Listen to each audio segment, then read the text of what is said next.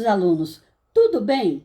Este vídeo destina-se a complementar os aspectos éticos em avaliação psicológica no contexto judiciário. Como já mencionamos em módulo anterior, o psicólogo ele poderá exercer diferentes papéis no contexto judiciário.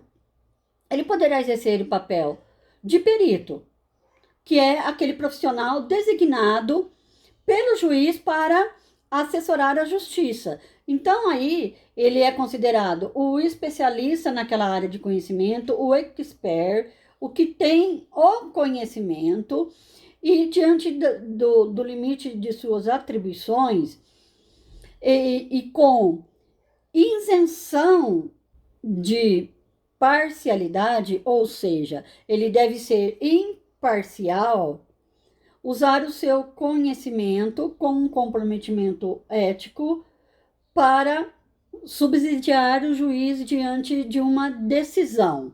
Em situações de vara de família, de acordo com o Código de Processo Civil, o profissional de psicologia, ele poderá também ter o papel de assistente técnico.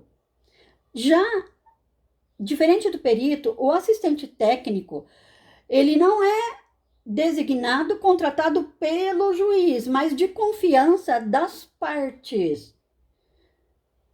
E aí ele emitirá o seu laudo, o seu parecer, que também o juiz poderá considerar em sua decisão.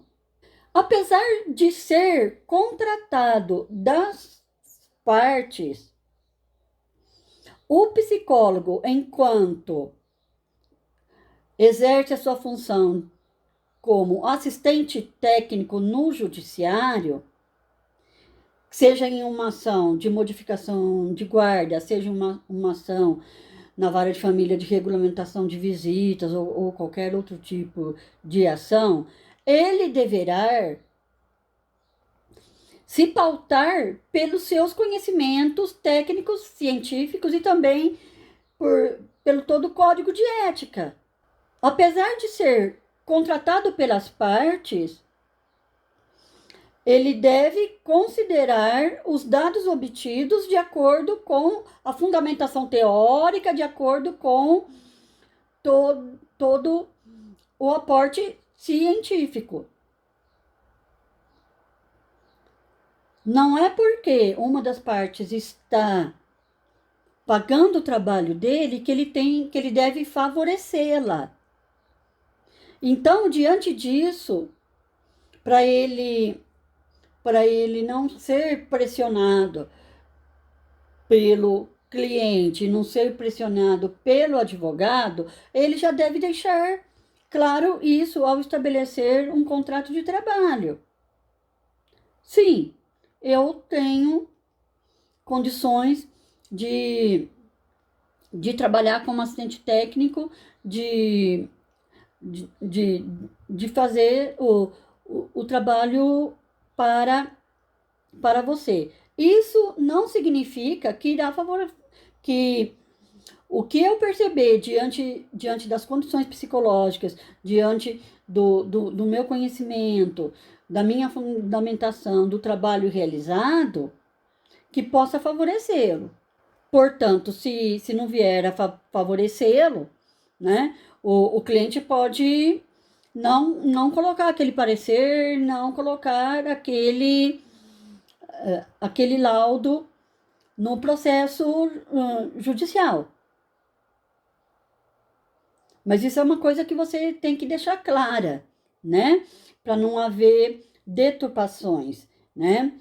Como diz aqui na apostila, o assistente técnico deve agir com isenção, conduzindo seu trabalho com base em preceitos éticos e técnicos da psicologia enquanto ciência. O profissional de psicologia deverá exercer suas funções de modo consciente.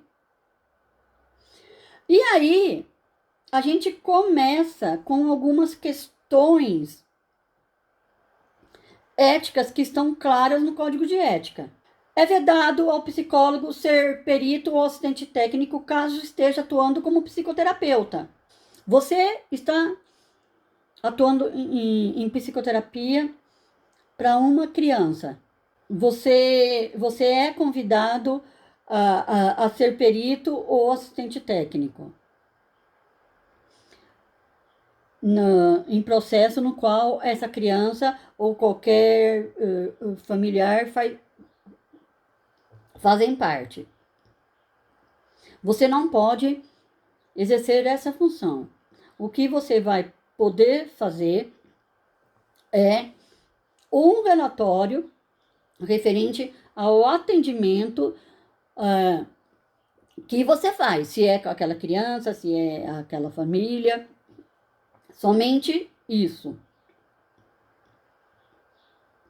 Também é vedado ao psicólogo ser perito, avaliador ou parecerista em situações nas quais seus vínculos pessoais ou profissionais atuais ou até anteriores possam afetar a qualidade do trabalho a ser realizado. A fidelidade dos resultados dessa avaliação, né? Então, conforme encontra-se no artigo 2º do Código de Ética. Então, tem algumas situações que trazem impedimento para o profissional de psicologia trabalhar como assistente técnico e perito no judiciário. Em 2010, a resolução do Conselho Federal de Psicologia veio trazer norteadores que faltavam mesmo, né, para interação, por relacionamento entre o perito e o assistente técnico no trabalho do judiciário. E a questão principal aí, nessa relação entre perito e assistente técnico, é que essa interação deve ser pautada pela colaboração mútua. Ela deve ser colaborativa.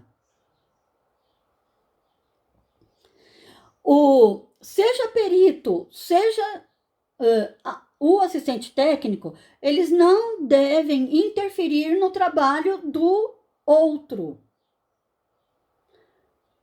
Não devem prejudicar a autonomia teórico-técnica, não devem promover, possibilitar situação de qualquer constrangimento, situação de qualquer coerção e que traga prejuízo ao trabalho técnico de um ou de outro.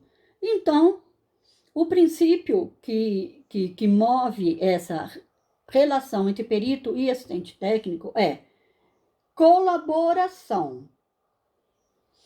E essa resolução deixou bastante clara que o assistente técnico, ele não deve estar presente durante a realização dos procedimentos metodológicos que norteiam o atendimento do psicólogo perito.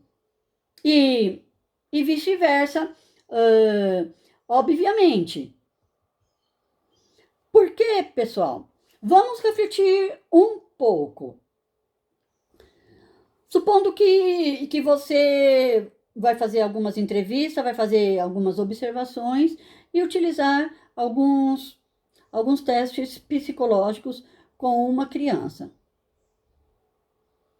Já é uma situação difícil que ela está passando diante dessa situação judicial. Aí, uma parte pode ter o seu assistente técnico, a outra pode ter, e até o promotor pode ter o seu psicólogo também. Então, pensem, reflitam, se os 4 entrassem na sala, iriam ficar 4 psicólogos e a criança. 4 psicólogos aplicando o teste, observando e a criança. Não é apropriado. Então, pensando na questão técnica do trabalho, o perito desenvolve o trabalho e depois o assistente técnico, se tiver mais que um, os assistentes técnicos terão acesso ao resultado disso, terão acesso às folhas de respostas, terão acesso às anotações de observações e entrevistas, e, obviamente, terá acesso ao laudo do perito, e, com base nisso, ele irá emitir o seu parecer. Outra função do assistente técnico, que é muito importante, é elaboração de quesitos. Vamos a um exemplo. Em uma situação de regulamentação de visitas de uma criança de 5 anos. Então, o processo tem lá 300 páginas. O advogado, ele não tem o conhecimento suficiente da área de psicologia para saber que questões elaborar para que o perito responda e desenvolva o seu trabalho. Já o assistente técnico, enquanto psicólogo, ele tem a formação, o conhecimento e poderá abordar quesitos apropriados para que o psicólogo, o perito, considere e responda em seu laudo. Então, vai elaborar questões. Devido à idade da criança, é conveniente que as visitas sejam realizadas na casa do pai, já que na residência do pai tem tal ambiente. Então, com base na leitura dos autos, com base naquela situação concreta, e com base em sua formação, o assistente técnico poderá elaborar os quesitos que são perguntas mais apropriadas para o psicólogo, o perito responder no seu laudo. Aí, nós temos também uma outra questão importante no trabalho do psicólogo no contexto do judiciário, é a questão do sigilo. Como a gente já viu em módulo anterior, o contexto judiciário é um contexto coercitivo. E o psicólogo, ele não pode garantir o sigilo, porque ele apresentará os dados para o juiz. Então, como que ele deve se portar diante daquela mãe que está entrando com processo de guarda contra o pai? Como ele deve se portar diante daquele pai que recebeu um processo e ele está inserido como réu? A questão ética quanto ao sigilo é você deixar claro, simplesmente ser honesto. Se apresentar devidamente, eu trabalho para o juiz, sou fulano, psicóloga judiciária, trabalho para o juiz para auxiliá-lo em suas decisões. Então, eu vou precisar ter alguns contatos com você, né? E serão alguns contatos Posso realizar algumas entrevistas, posso realizar alguns testes, algumas observações, tudo depende do que a gente for compreendendo. E eu vou fazer um laudo para o juiz. Nesse laudo irá o importante, o necessário para que o juiz compreenda a situação e tome a decisão. Então, você não vai falar que você vai pôr detalhes, porque você não deve, inclusive, pôr detalhes, mas você vai deixar claro que você vai colocar para o juiz o necessário para que o juiz compreenda a situação.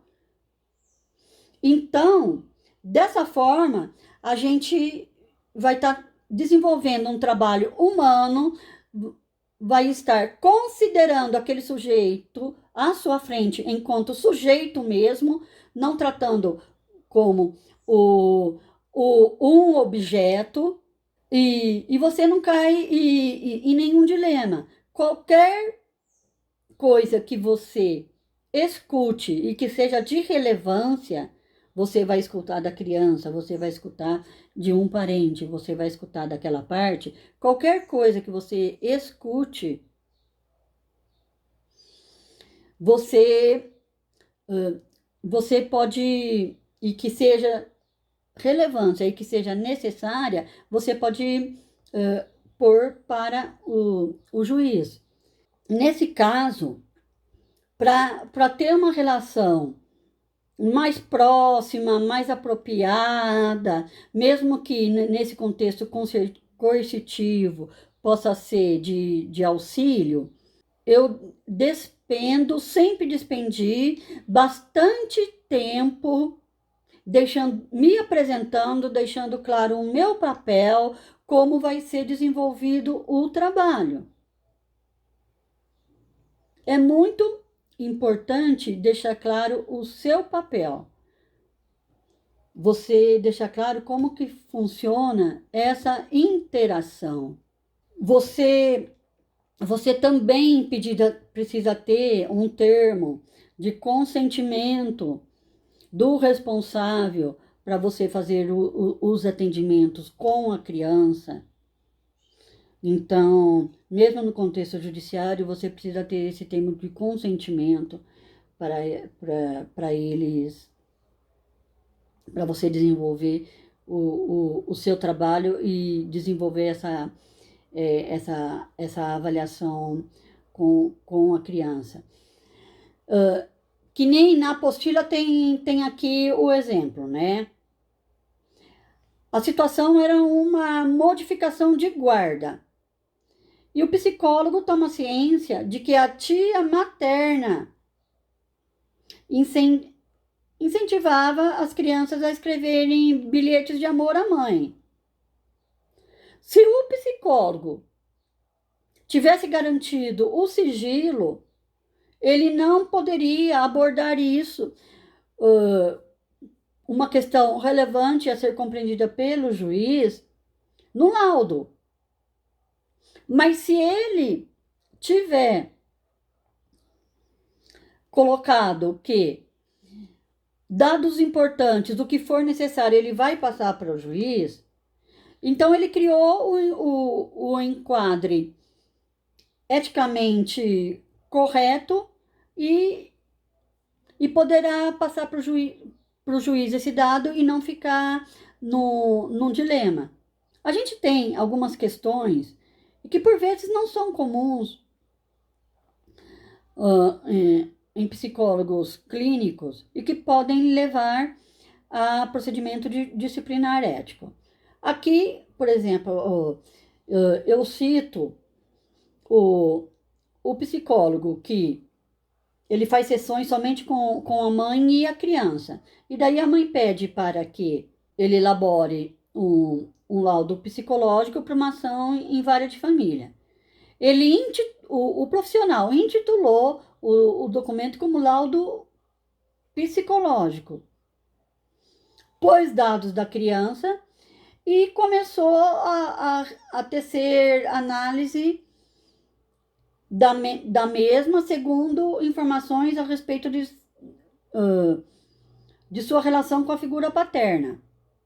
O profissional apontou prejuízos causados ao menino pelo contato com a figura paterna.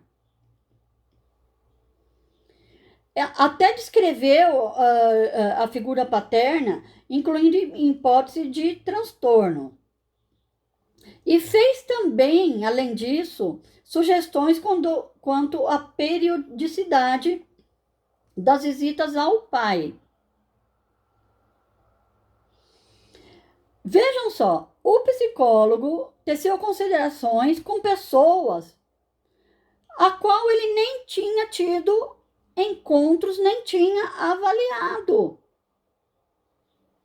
Somente por informações advindas da mãe e da criança, ele teceu considerações acerca da personalidade do pai.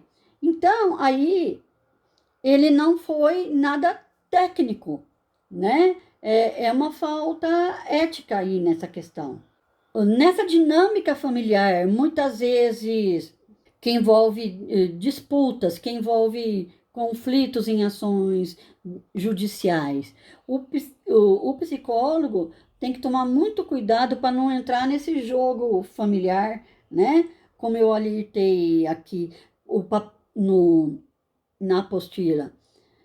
Deve refletir sobre que papel estão me demandando, o que eles acham que é o meu papel. Por vezes, a família tende a puxar o psicólogo para dentro do seu jogo, né? E fazer com que o psicólogo seja um mensageiro, leve mensagens a respeito de um e de outro, né? E por isso que você deve estar sempre atento às suas ações, a esse relacionamento, ao que aquela pessoa que está na sua frente, como que ela está enxergando esse processo, como que ela está te enxergando, né?